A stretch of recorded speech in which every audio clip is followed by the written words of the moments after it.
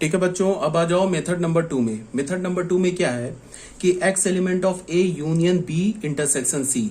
तो इसको हम क्या लिख सकते हैं, if and only if x element of A और x element of B intersection C. X A का भी एलिमेंट होगा एंड और x element of B intersection C, because union है तो और होगा। तो इसको हम क्या बोल सकते हैं, एक्स एलिमेंट ऑफ ए और x element of B and x element of C. यहां एंड होगा बिकॉज इस इंटरसेक्शन के लिए। ठीक है, तो मैंने क्या बोला, और को एंड पर डिस्ट्रीब्यूट कर सकते हो, तो एक्स एलिमेंट ऑफ ए और x element of B and x element of A और एक्स एलिमेंट ऑफ सी। इसको हम क्या बोलेंगे, x element of A union B and x element of A union C. तो बीच में एंड है, फिर ये इंटरसेक्शन आ गया। If and only if x element of A union B intersection C. तो इसको मैं क्या बोल सकता हूं, x element of A union B intersection C if and only if x element of A union B intersection A union C. तो यहां से हमें क्या पता चला कि अगर x A union B intersection C का एलिमेंट है तो x A union B intersection A union C का भी एलिमेंट है। तो फिर क्या हो गया कि A union B intersection C A union B intersection A union C का सबसेट हो गया, सॉरी सबसेट नहीं, इसके इक्वल हो गया। ठीक है, अब आ जाओ मेथड इसका सेकंड पार्ट में आ जाओ। सेकंड पार्ट क्या है, A intersection B union C. Second part देख लो, intersection is distributive over union. A intersection B union C is equal to A intersection B union A intersection C. ठीक है, तो फिर वही कहानी जो अभी हम लोग जैसे प्रूफ कर रहे हैं। मान लिया हमने x element of A intersection B union C इसका एलिमेंट मान लिया। ठीक है, तो हमें क्या मिलेगा, x element of A and x element of B union C. X क्या होगा, बी यूनियन सी का भी एलिमेंट होगा। ठीक है, तो इसे हम क्या बोल सकते हैं, x element of A and, यहां पे and x element of A और एक्स एलिमेंट ऑफ ए नहीं है बच्चों, ये बी है, ये सॉरी मैंने ए लिख दिया, दिस इज बी। इसको अगर कंफ्यूज हो गए हो ना तो इसको करेक्ट कर लेना, दिस इज बी। ये जो है ना हमारा बी लिखा हुआ है, बी। ठीक है, तो यहां क्या हो गया, ये बी लिखा है, x element of A and x element of B और एक्स एलिमेंट ऑफ सी। तो फिर और एंड क्या होता है, और पर डिस्ट्रीब्यूटिव। इसको हमने क्या लिख लिया, x element of A and x element of B और एक्स एलिमेंट ऑफ, यहां तो ए लिखा है, क्यों मैं बार बार, ये बच्चे ए लिखा है, गंदा हो गया, ये A and x element of C. तो ये क्या हो जाएगा, x element of A intersection B और x element of A intersection C. तो और है तो फिर यूनियन मिले है। तो इसका क्या मतलब हुआ कि A intersection B union C, A intersection B union A intersection C का सबसेट हो गया। ठीक है, बिकॉज एक्स हमने क्या लिया था, इसका एलिमेंट, एक्स किसका एलिमेंट मिल गया इसका, तो ये वाला सेट इसका सबसेट हो गया। ठीक है, उसके बाद हमने क्या बोला कि x element of A intersection B union C. तो ये क्या इंप्लाई हो रहा है कि x element of A intersection B union x element of A intersection C. तो ये सेट इसका सबसेट हो गया। ठीक है, सिमिलरली इसको इसका सबसेट प्रूव कर दो तो ए एंड बी सी दोनों इक्वल हो गया। मेथड नंबर 2, मेथड नंबर 2 में क्या है, वही इफ एंड ओनली इफ। अगर एक्स एलिमेंट है A intersection B union C का, तो इसको हम लिख सकते हैं if and only if x element of A and, यहां से एंड आया, x element of B union C. फिर क्या हो जाएगा, बी यूनियन सी का है तो और आ गया, फिर एंड को और पे डिस्ट्रीब्यूट कर लिया हमने। तो यहां से क्या हो गया, x element of A intersection B और x element of A intersection C, और को यूनियन बना दिया। तो यहां से हमें क्या पता चला कि x element of A intersection B union C if and only if x element of A intersection B union A intersection C. तो यहां से हमें क्या पता चला कि अगर x A intersection B union C का एलिमेंट है तो वो x A intersection B union A intersection C का भी है। तो इसका क्या, इससे हमें क्या कंक्लूजन मिला कि A intersection B union C is equal to intersection B union A intersection C. ये भी हेंस प्रूफ हो गया। अब बच्चों आ जाओ डिमॉर्गन्स लॉ में। ये डिमॉर्गन्स लॉ मैंने तुम्हें पहले भी बता रखा है तुम लोगों को, अब यहाँ पे एज अ फॉर्मल हम लोग स्टार्ट कर रहे हैं, इसको हम प्रूव करेंगे। इसमें क्या है कि ए यूनियन बी का कंप्लीमेंट, ये इंपॉर्टेंट लॉ है, ए यूनियन बी का कंप्लीमेंट, पहले तुम ए यूनियन बी निकालो, उसका कंप्लीमेंट निकालो। ये किसके इक्वल होगा, ए कंप्लीमेंट इंटरसेक्शन बी कंप्लीमेंट। तो इसको तुम याद कैसे रखोगे, ये ए यूनियन बी का कंप्लीमेंट है, तो जब तुम अलग अलग कंप्लीमेंट करोगे ना तो ये यूनियन इंटरसेक्शन में चेंज हो जाएगा। और यहां क्या है, A intersection B complement is equal to A complement union B complement. मतलब क्या है कि तुम इस इंटरसेक्शन को जब यूनियन में चेंज करोगे ना, ये कंप्लीमेंट को अलग अलग करोगे तो ये इंटरसेक्शन यूनियन में चेंज हो जाएगा, यहां का यूनियन इंटरसेक्शन में चेंज हो जाएगा। तो ऐसे तुम इसे याद रख सकते हो, ठीक है। अब इसको प्रूव करने का भी कई मेथड है। मेथड नंबर 1 पहला प्रूव कर रहे हैं हम लोग। मान लिया हमने कि x element of a union b complement, x को किसका एलिमेंट मान लिया, a यूनियन b कंप्लीमेंट का। तो इफ एंड ओनली इफ अगर x a union b complement का है तो वो x जो होगा ना a यूनियन b का एलिमेंट नहीं होगा। अगर मैंने बोला ना कि x a कंप्लीमेंट का एलिमेंट है तो फिर x a का एलिमेंट नहीं है। क्यों? बिकॉज ए कंप्लीमेंट हम कैसे निकालते हैं, ऑल रियल नंबर से ए को हटा दिया। तो तुम अगर पूरे यूनिवर्सल सेट से ए को हटा दोगे तो क्या मिलेगा, ए कंप्लीमेंट का एलिमेंट। तो ए कंप्लीमेंट का जो एलिमेंट होगा वो कभी भी ए का एलिमेंट नहीं हो सकता है। अगर मैं बोलूं ए और ए सेट का और ए कंप्लीमेंट सेट का तुम इंटरसेक्शन लो तो वो हमेशा 5 होगा, बिकॉज जो एलिमेंट ए का होगा वो ए कंप्लीमेंट का नहीं हो सकता और जो एलिमेंट ए कंप्लीमेंट का होगा वो ए का नहीं हो सकता। तो इन दोनों का इंटरसेक्शन हमेशा 5 मिलेगा, ठीक है। तो यही बात मैंने बोला कि x element of A union B complement if and only if x not element of A union B. अब यहां पे हमारे पास क्या है कि x ए यूनियन बी का एलिमेंट नहीं होगा।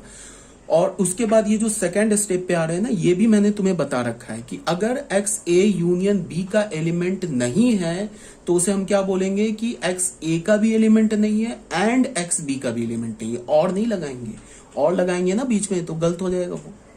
अगर मैं बोल रहा हूं कि कोई एलिमेंट a यूनियन b में ही नहीं है तो इसका मतलब कि वो a में भी नहीं है एंड b में भी नहीं है। एंड है बीच में, वो a का भी एलिमेंट नहीं हो सकता है एंड b का भी एलिमेंट नहीं हो सकता है। अगर a और b में से किसी भी एक का एलिमेंट हो गया तो फिर वो a यूनियन b में आ जाएगा। तो हम क्या बोलेंगे, x not belongs to a and x not belongs to b। तो अगर x a का भी नहीं है और b का भी नहीं है तो क्या होगा, x फिर a का नहीं है तो a कंप्लीमेंट का हो जाएगा, b का नहीं है तो b कंप्लीमेंट का हो जाएगा। बीच में एंड है, इंटरसेक्शन ले आए। तो यहां हमें क्या पता चला कि x element of a union b complement if and only if x belongs to a complement intersection b complement. तो ये प्रूफ हो गया। अब मेथड 2 में वही चीज हम क्या करेंगे, ए यूनियन बी कंप्लीमेंट को ए कंप्लीमेंट इंटरसेक्शन बी कंप्लीमेंट का सबसेट प्रूफ कर देंगे। फिर ए कंप्लीमेंट इंटरसेक्शन बी कंप्लीमेंट को ए यूनियन बी कंप्लीमेंट का सबसेट प्रूफ कर देंगे, फिर ये इक्वल हो जाएगा। तो मेथड 2 में हमने क्या बोला कि अगर x एलिमेंट है a यूनियन b कंप्लीमेंट का, ये इंप्लाई कर रहा है कि x नहीं एलिमेंट है यूनियन b का। अगर x a यूनियन b का एलिमेंट नहीं है तो x a का भी नहीं है एंड x b का भी नहीं है। तो अगर x a का नहीं है तो फिर a कंप्लीमेंट का है, एंड अगर x b का नहीं है तो फिर b कंप्लीमेंट का है। तो बीच में एंड है तो इसका क्या मतलब हुआ, x एलिमेंट है a complement intersection b complement का। x किसका एलिमेंट हमने अज्यूम किया था, a यूनियन b कंप्लीमेंट का। x किसका एलिमेंट हमें मिला, a complement intersection b complement का। तो यहां से हमें क्या पता चला, a union b complement is the subset of a complement intersection b complement. इसे हमने स्मॉल a इक्वेशन मान लिया, ठीक है। फिर हमने क्या बोला, फिर हमने लेके चले x element of a complement intersection b complement. अगर x a complement intersection b complement का एलिमेंट है तो ये क्या इंप्लाई कर रहा है, x एलिमेंट है a कंप्लीमेंट का भी एंड x एलिमेंट है b कंप्लीमेंट का भी। तो अगर x a कंप्लीमेंट का एलिमेंट है तो x a का एलिमेंट नहीं है, और अगर x b कंप्लीमेंट का एलिमेंट है तो फिर x b का भी एलिमेंट नहीं है। तो x a का भी एलिमेंट नहीं है एंड x b का भी एलिमेंट नहीं है। तो यहां से देखो, यहां से यहां गए थे ना, ऐसे गए थे। अब करो क्या कि तुम ऐसे चले जाओ, ये स्टेप लिख लो। तो इसको मैंने क्या लिखा कि अगर x a का भी एलिमेंट नहीं है एंड x b का भी एलिमेंट नहीं है तो इसको मैं क्या लिखूंगा, x एलिमेंट नहीं हो सकता है यूनियन b का। तो अगर a यूनियन b का नहीं है तो a यूनियन b कंप्लीमेंट का भी नहीं हो सकता है। सॉरी, a यूनियन b का एलिमेंट नहीं है तो फिर a यूनियन b कंप्लीमेंट का एलिमेंट है। तो यहां से हमें क्या पता चला, हम क्या लेके चले थे, x को a complement intersection b complement का एलिमेंट लेके चले थे। वो किसका मिल गया, a यूनियन b कंप्लीमेंट का एलिमेंट मिल गया। तो हमें यहां से क्या पता चला, a complement intersection b complement is the subset of a union b complement. और a यूनियन b कंप्लीमेंट को ऑलरेडी हमने प्रूफ कर रखा है कि वो सबसेट है a complement intersection b complement का। इसको हमने यहां पे मान लिया सेकंड इक्वेशन, b इक्वेशन मान लिया, फ्रॉम a एंड b दोनों सेट इक्वल हो गया। तो ये था हमारा मेथड नंबर 2। अब बच्चों आ जाओ मेथड नंबर 3। ये मेथड नंबर 3 है from Venn diagram. Venn diagram से, अच्छा वेन डायग्राम में मैंने क्या बोला कि अगर मान लो कि मैंने कोई सेट है कुछ भी एक्स सेट है, एक्स सेट का हमने वेन डायग्राम ड्रॉ किया, और कोई सेट वाई है, वाई सेट का हमने वेन डायग्राम ड्रॉ किया, और एक्स सेट का वेन डायग्राम और वाई सेट का वेन डायग्राम हमें अगर इक्वल मिल गया, इक्वल मिलने का मतलब क्या हुआ वेन डायग्राम का, कि उसकी शेडिंग इक्वल मिल गई, तो फिर हम क्या बोलेंगे, एक्स सेट और वाई सेट इक्वल है। तो अगर मैंने ये प्रूफ कर दिया कि इसकी शेडिंग और इसकी शेडिंग इक्वल है, तो फिर ये दोनों सेट इक्वल हो जाएगा। तो वेन डायग्राम से भी हम प्रूफ कर सकते हैं। यहां पे देखो कौन सा वेन डायग्राम हमने किया है, कि शेडिंग की है ए यूनियन बी का, तो ए यूनियन बी में क्या, ए यूनियन बी की शेडिंग कर दी। अब यहां पे क्या किया, ए यूनियन बी कंप्लीमेंट का शेडिंग, तो ए यूनियन बी कंप्लीमेंट का शेडिंग क्या होगा, ए यूनियन बी को छोड़ के बाकी सब शेड कर दो, बिकॉज ए यूनियन बी में, ए यूनियन बी कंप्लीमेंट में क्या होगा, यूनिवर्सल सेट से तुम ए यूनियन बी को हटा दो, तो सिर्फ ए यूनियन बी की शेडिंग नहीं करनी है, बाकी सबकी शेडिंग कर दी। तो ये जो हमें मिला ना ए, ये किसका शेडिंग मिला है, ए यूनियन बी कंप्लीमेंट का। अब आ जाओ, ये हमने किसका शेडिंग किया है, ए कंप्लीमेंट का, ठीक है। ए कंप्लीमेंट का शेडिंग कैसे होगा, ए को छोड़ के बाकी सब। यहां किसका शेडिंग किया है, बी कंप्लीमेंट का, बी कंप्लीमेंट का शेडिंग क्या होगा, बी को छोड़ के बाकी सब। अब इन दोनों शेडिंग का हमें इंटरसेक्शन लेना है, तो दो शेडिंग का इंटरसेक्शन कैसे लेते हैं, जो दोनों में कॉमन शेडिंग है ना उसको ले लेते हैं। तो देखो बच्चों, दोनों में कॉमन शेडिंग क्या है, देखो यहाँ पे ये वाली शेडिंग, देखो ये शेडिंग इधर में तो है बट इधर में नहीं है। यहाँ पे देख लो, ये जो यहाँ से इतना दिख रहा है ना, ये शेडिंग इस वाले वेन डायग्राम में तो बस इसमें नहीं है, तो ये कॉमन ले नहीं सकते। इसमें इधर में शेडिंग है, इधर नहीं है, तो ये भी कॉमन नहीं ले सकते। बीच वाला भी कॉमन शेडिंग नहीं है। कॉमन शेडिंग क्या, इस दोनों को छोड़कर, इसको छोड़ के बाकी सब, और यहाँ भी इसके अंदर को छोड़ के बाकी सब, दोनों में शेडिंग है, तो हमने कॉमन ले लिया। तो ये शेडिंग और ये शेडिंग इक्वल मिल गया। तो इसका क्या मतलब हो गया, A union B complement, A complement intersection B complement के इक्वल प्रूफ हो गया। ये था हमारा मेथड नंबर 3 वेन डायग्राम से। अब आ जाओ सेकंड, जो डिमॉर्गन्स लॉ है। यहाँ पे कुछ नहीं था, यूनियन है, अब यहाँ पे इंटरसेक्शन है। ए इंटरसेक्शन बी कंप्लीमेंट को हम क्या लिखेंगे, ए कंप्लीमेंट यूनियन बी कंप्लीमेंट। फिर मेथड 1 में आ जाओ, इफ एंड ओनली इफ में। इसमें हमने क्या बोला, एक्स एलिमेंट है अगर ए इंटरसेक्शन बी कंप्लीमेंट का एलिमेंट है, if and only if x नहीं एलिमेंट होगा इंटरसेक्शन बी का। अब अगर एक्स एलिमेंट नहीं है, तो यहां पे एक बात को ध्यान में रखना है, अगर एक्स एलिमेंट नहीं है ए यूनियन बी का, तो हम एंड यूज करते हैं, और अगर एक्स नहीं एलिमेंट है ए इंटरसेक्शन बी का, तो हम और यूज करते। इस बात को समझना है तुम्हें, इसमें कंफ्यूज नहीं होना है। अगर मैंने बोला कि एक्स एलिमेंट नहीं है ए यूनियन बी का, तो यहां से हमें क्या इंप्लाई पता चलेगा कि एक्स जो है वो एलिमेंट नहीं है ए का, एंड एक्स नहीं एलिमेंट है बी का। बिकॉज अगर एक्स ए यूनियन बी में नहीं है, तो एक्स ए में भी नहीं है एंड एक्स बी में भी नहीं है। बिकॉज अगर एक्स ए और बी में से किसी एक में आ गया, तो उसके यूनियन में आ जाएगा। तो मैं यहां क्या बोल रहा हूं कि एक्स ए यूनियन बी का एलिमेंट नहीं है, तो एक्स ए का भी एलिमेंट नहीं है एंड एक्स बी का भी एलिमेंट नहीं है। अब यहां पे मैंने क्या बोला, एक्स एलिमेंट नहीं है ए इंटरसेक्शन बी का, तो इसमें और आएगा। इसको हम क्या बोलेंगे कि एक्स नहीं है एलिमेंट ए का और एक्स एलिमेंट नहीं है बी का। कैसे, इसको तुम ऐसे समझो, मान लो हमने 1 2 3 और एक बी सेट ले लिया हमने, 3 4 2 5 ले लिया। अब अगर मैंने बोला A union B, A union B हमें क्या मिल गया, 1 2 3 4 5 3 4 5। ए इंटरसेक्शन बी क्या मिल गया हमें, ए इंटरसेक्शन बी मिल गया हमें 2 3 मिल गया। अब आ जाओ बच्चों, अगर मैंने बोला कि 2 एलिमेंट, यहां पे 2 तो एलिमेंट है, अगर मैंने बोला कि 4 जो है वो एलिमेंट नहीं है ए इंटरसेक्शन बी का, तो यहां पे मेरे पास ऑप्शन है। अगर 4 ए, यहां देख लो 4 ए इंटरसेक्शन बी का एलिमेंट नहीं है ना, तो यहां पे मेरे पास ऑप्शन है। मैं क्या बोलूंगा, 4 या तो बी का एलिमेंट नहीं होगा या तो ए का एलिमेंट नहीं होगा। तो देख लो 4 ए का एलिमेंट नहीं है। अगर 4 ए इंटरसेक्शन बी का एलिमेंट नहीं है, तो मैं क्या बोलूंगा कि 4 जो होगा ना, वो या तो ए का होगा नहीं होगा, या तो बी का नहीं होगा, दोनों में से किसी एक का नहीं होगा। तो इसका मतलब कि वो इंटरसेक्शन बी में नहीं आ सकता। अगर मैंने बोला कि 6 एलिमेंट नहीं है ए यूनियन बी का, तो यहां से क्या पता चला कि 6 जो है वो ए का भी एलिमेंट नहीं होगा एंड 6 बी का भी एलिमेंट नहीं होगा। अगर 6 ए का भी, एक सेट का भी एलिमेंट हो गया, तब तो वो यूनियन में आ जाएगा ना, ठीक है ना। तो यहां से हमें क्या पता चला कि 6 नहीं एलिमेंट होगा ए का, कंपल्सन है, एंड 6 नहीं एलिमेंट होगा बी का। तो ये तुम्हें याद रखना है, ये जो लिखा है ना, ये याद रखना है तुम्हें। ठीक है, तो यहाँ पे हमने क्या यूज कर लिया कि x एलिमेंट नहीं है इंटरसेक्शन b का, तो हम इसे क्या बोलेंगे, x एलिमेंट नहीं होगा a का और x एलिमेंट नहीं होगा b का। तो a का नहीं है तो a कंप्लीमेंट का है, b का नहीं है तो b कंप्लीमेंट का है, बीच में और है तो यूनियन आ जाएगा। ठीक है, इसको मैंने क्या बोला कि x element of a intersection b complement if and only if x element of a complement union b complement. तो फिर क्या हो गया, a intersection b complement is equal to a complement union b complement, ये proof हो गया। अब आ जाओ बच्चों मेथड 2 में। मेथड 2 वही सबसेट वाला, और मेथड 3 क्या, वेन डायग्राम वाला। तो हमने क्या बोला, x अगर एलिमेंट है a इंटरसेक्शन b कंप्लीमेंट का, तो ये इंप्लाई कर रहा है कि x एलिमेंट नहीं है इंटरसेक्शन b का। अगर x एलिमेंट नहीं है इंटरसेक्शन b का, तो x एलिमेंट नहीं है a का और x एलिमेंट नहीं है b का। तो a का नहीं है तो a कंप्लीमेंट का, b का नहीं है तो b कंप्लीमेंट का, बीच में और है तो यूनियन आ जाएगा।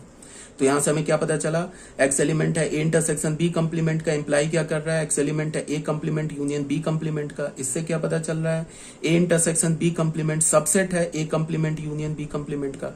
इसे हमने a इक्वेशन बोल दिया। फिर हमने क्या किया कि x ले लिया element a complement union b complement का। तो ये क्या इंप्लाई कर रहा है कि x एलिमेंट होगा a कंप्लीमेंट का, यूनियन है तो ये और आ जाएगा, और x एलिमेंट होगा b कंप्लीमेंट का। अगर x a कंप्लीमेंट का तो a का नहीं होगा, b कंप्लीमेंट का तो b का नहीं होगा, बीच में और है।